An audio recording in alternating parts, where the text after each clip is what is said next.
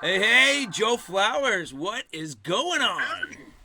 Oh man, it has been busy, but I'm on a super duper secret project. Ooh. Talking about three different blades made out of different steels, and I have no idea what they are. Ooh, so we have a little bit of a mission today, don't we? Yeah, so we have three different steels designed by myself, but most importantly, first, Andrew Demko. He first started in 2006 full time for Cold Steel. He is the mastermind behind Cold Steel's best locks. Nice. So, all right, well, before we get started here, people might not know who you are. Now, most of you watching probably know Mr. Joe Flowers. But if you don't know who he is, first off, just give everybody a little bit of teaser. Bushcraft Global. Talk a little bit about Bushcraft Global. So I'm a zoologist and an entomology minor. I love animals and I love creepy crawlies. Where do you find those and big knives all put together out in the jungles? For me, I hang out in South America, Colombia, Brazil, Peru. Keep in mind, we're starting new projects up in El Salvador, Trinidad, possibly collaborations in Guyana. So lots of knife use around bushcraft. And instead of it being like some kind of task, it's actual real world use where you're using the knives out there to make yourself more comfortable in the world. And so I specialize in that. I love big knives like our buddy Shamir Syed Indonesia, of course, came out with a really large knife. This one's a Bahamut that I came out with him. I work for Condor Tool Knife. I do at least 50% of the designing for Condor Tool Knife, which are big knives. You know, they make 40,000 machetes a year. And I really love getting outside and using knives and understanding how these objects became our passport to making the edge over all other living creatures, right? We didn't get to nuclear fusion and Audis and the internet by chewing on bones. We made a tool that gave us a tool over a lot of other things in the world. And so I love knives and I love using them outdoors. And yeah, that's kind of it. I take people down south to Brazil, Peru, Colombia with Bushcraft Global, where you learn skills from indigenous tribesmen, some of which will tell you about the time before metal, before clothes. They really show you how much the edge is very important to you as an everyday tool. And it helps you learn more about the world.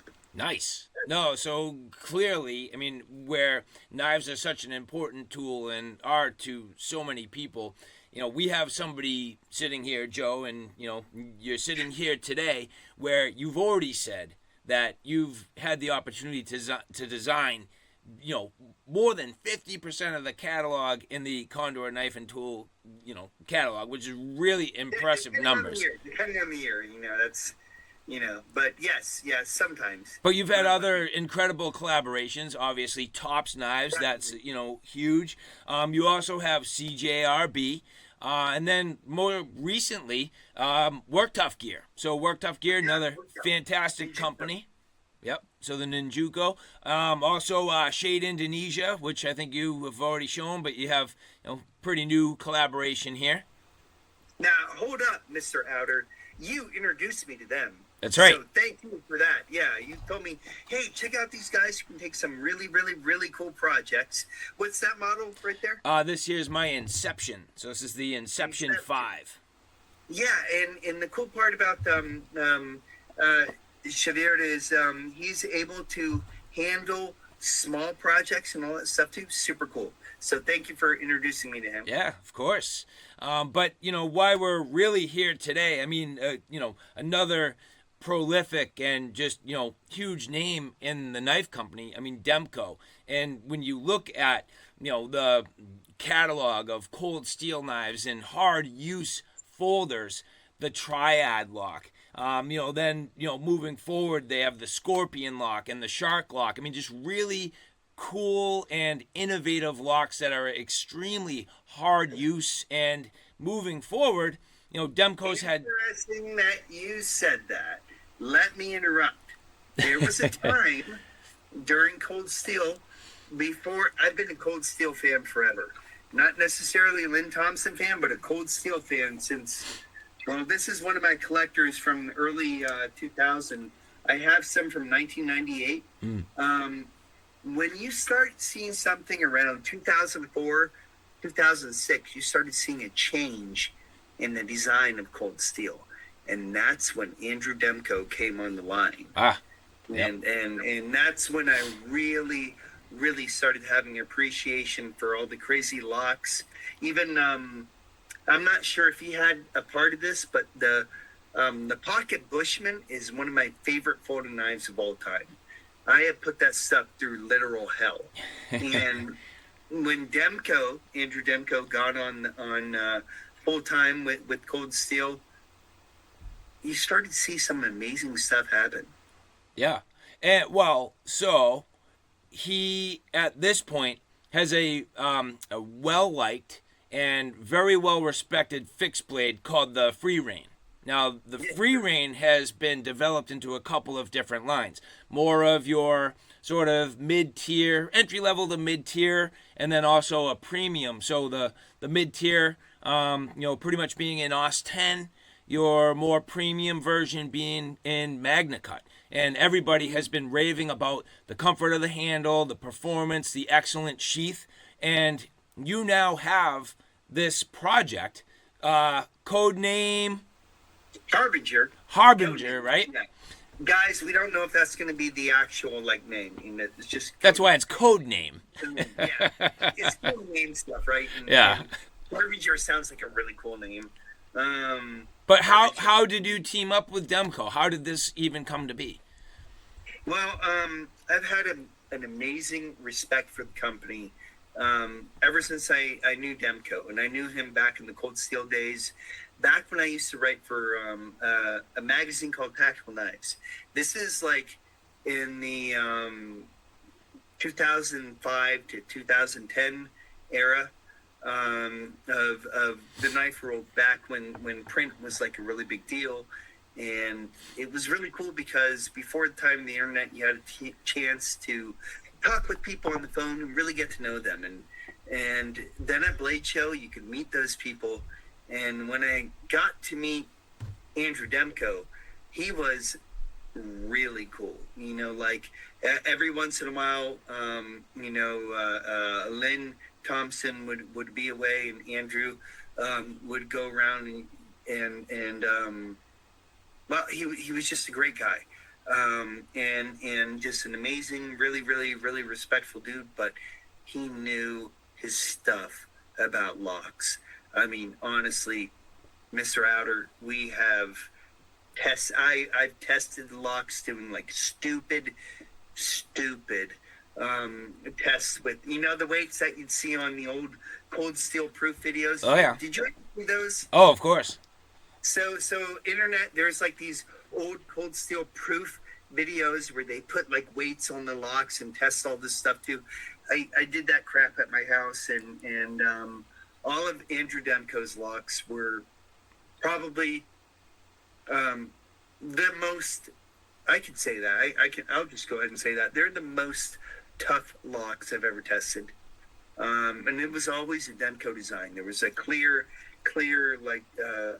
distinction there. Yep. And his lines were always really cool. His attention to detail, and Andrew Demko's I guess attention to historical design was really cool too. And so I really appreciated that. And of course, he parted from Cold Steel and started his own company. And I have nothing against Cold Steel. I'm actually a huge fan of Cold Steel, but I'm an even bigger fan of Demko. Yep. And when he started his own company, I tried the Harbinger out for about 2 years. And that was a Taiwan-based OS 10 blade. y'all steel snobs can back up.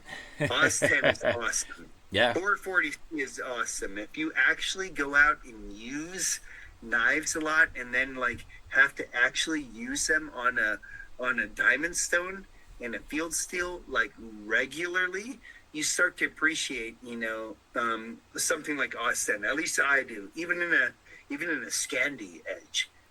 So his heat treat and his ability to work with steels that I kind of like the old school style, but like everybody has to jump on the, what's that called? S35VN MagnaCut train. It was really cool to see those steels perform very, very well. Then he said, "Oh yeah, Joe, we're doing US-based production too." And I was like, "Okay, cool." And I started looking at his sheet, right? So I guess that would be the question: is how did this start? You look at the sheet. What shape is this? It gives you the ability to pretty much put the knife in either way. It's ambidextrous, is what I would call it. Ambidextrous. It follows a really cool line. If you're looking at like a company or something along that line, you have a lot of space to work in here, right? To have different shapes. Yep. To have different styles. He already had that. This sheet design is incredible in of itself. It's two pieces. You can take it apart. You can power wash it, which is really important if you fill it full of deer blood and stuff too. Yeah. But it's really, really incredible in of itself. But I started looking at him like, I've used your knife handle before, which his is bilateral. If you take a bilateral means if you this is a zoology term. If you take a line and put it straight down the middle, it can be the same on each side, like a crab or a crayfish. And it's super, super ergonomic, yet you can still index and know where the edge is by that tiny little variation there. And it's really, really, really grippy and ergonomic. And so I said, you ever want to jump on the bushcraft boat, let me know. Because he had a really good design, a really, really cool Scandi Wolf design with gold steel that was, no joke, probably the toughest lock I've ever tested, which was just a lockback.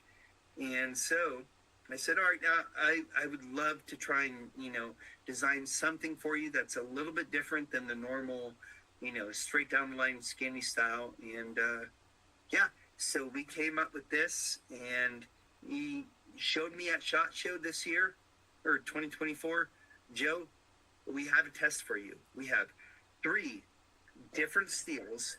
We're not going to tell you what steels those are, but we want you to test them out. And I was like, heck yeah, man. Nice.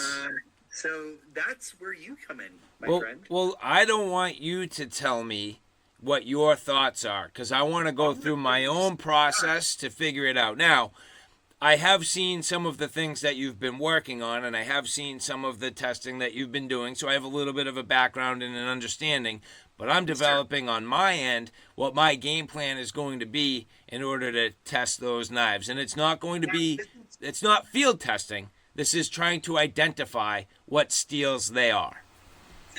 Okay. Now, I'm a scientist from a scientific background. I decided not to go into this too hard because I'm either going to go on one spectrum or the other. I'm either going to go from the field use, or I'm going to go, hey, I have to identify exactly what properties are of this steel, and then I would take it through a spectrometer or something. Who knows? So I've been using this only with field sharpening capabilities. Correct. Yep. Bringing this back to with which I think is a very biased test, but the sharpening systems, or I can't remember which one. Everybody knows it. The sharpening tester that everybody does with pressure, to know what I personally think it is. I'm not giving you any input on this. Correct. I am not going full Laren Thomas style steel testing on this, because if I went to that level, I'd take it over to NC State where I live near. And I don't want to do that. I want to objectifiably understand which steel of these I like the most. And that's the input I'm giving to Andrew. I liked XYZ the most because of this performance. It doesn't matter if there's rust on it. It doesn't matter if we put it on a belt sander, which I have not. I'm not putting this on a belt sander. You can do whatever you want. Just please don't shoot them. I won't shoot them. That's it. Literally, you can stand on them. You can run them over with a tank. But just, I don't know if these are Rockwell to Kevlar. But that's it. We'll send them over to Dutch Bushcraft Knives afterwards. But it's super, super cool because everybody can talk about the properties of a steel, be it 440C or what's it called, Maximet, or the newest steel that someone came up with. But at least for me, I'm a field user. So when I see this actually perform out in the field, I get to learn a little bit more. So that's the gift I'd like to let you check out. Well, we don't have much time because you want this done by Blade Show, and that's coming quick. So how are you gonna get me the knives? I need you to get them to me somehow. I'm thinking internet teleportation. You ready? Oh, give me the black one first, then. Okay, here is the black one. Thank you. Ah, jeez, man. Handle first next time. Test unit number 1. Nice. All right, Joe, I got the black one. What about the green one? All right, here comes the green one, bro. Yep. Oh, nice. All right, so that's number 2. Okay, and what about the orange? Watch out. And you're safe. Ah. I got it, man. I got it. Thanks. Unit number 3. Okay, the orange one. All right, well, now I have them. I guess it's time for me to get going. Eric, you got Band-Aids? Oh, am I going to need them? Maybe. Enjoy. Oh, thanks, buddy. I'll talk to you soon.